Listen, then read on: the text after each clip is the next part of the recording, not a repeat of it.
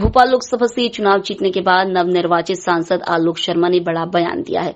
उन्होंने वकीलों के हित में और भोपाल की जनता के हित में ऐलान करते हुए कहा कि उन्होंने चुनाव के पहले भोपाल जिला कोर्ट में हाईकोर्ट की बेंच स्थापित करने की घोषणा की थी, जिसे वह पूरा करके रहेंगे। मैं सबसे पहले तो भोपाल की जनता जनार्दन का बहुत बहुत धन्यवाद करना चाहता हूँ कि भोपाल की जनता जनार्दन ने भोपाल के बेटे को 5,01,499 मतों से अपना लाड़ दिया है, अपना प्यार दिया है, अपना दुलार दिया है, अपना स्नेह दिया है।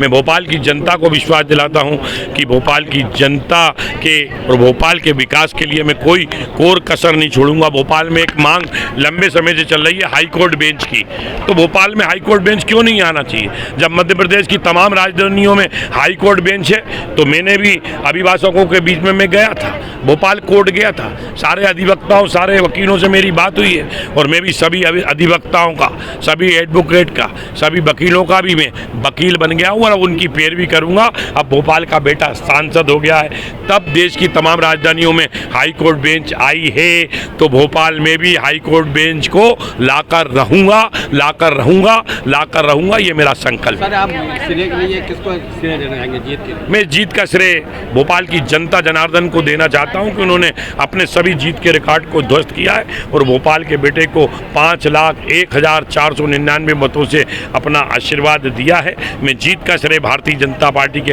प्रदेश संगठन नेतृत्व को देता हूं। मैं जीत का श्रेय भारतीय जनता पार्टी के देव दुर्लभ कार्यकर्ताओं जिन्होंने अपने वार्ड में अपने मतदान केंद्र के ऊपर, मैं पन्ना प्रमुख को जीत का श्रेय देता हूं।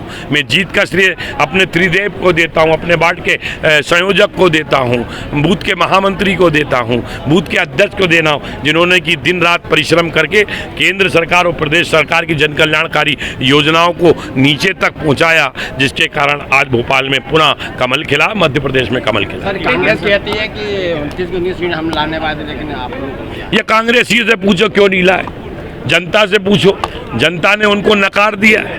कांग्रेस को पूरी तरीके से साफ हो गया है। कांग्रेस को आत्मचिंतन करना चाहिए, एक 10 दिन का चिंतन शिविर लगा के अपनी कमियों पे ठीकरा फोड़ने के बनस्पत 1 साल कम से कम चिंतन करना चाहिए, इसके बाद राजनीति में आना चाहिए। सर, क्या नवाचार दिखेंगे?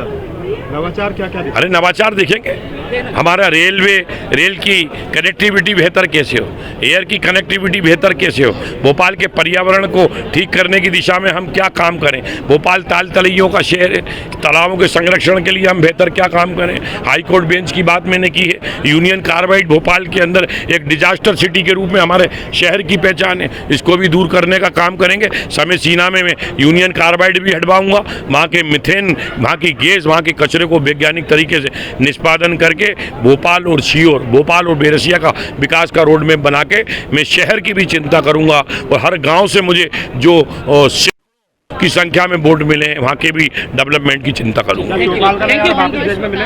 हाँ, निश्चित रूप से मैं भोपाल का महापौर बना, सारा मीडिया सोमवार का इंतजार रहता था, जनता आती थी, जनता के बीच में हम समस्याएं सुनते थे और उसका निराकरण भी करते थे।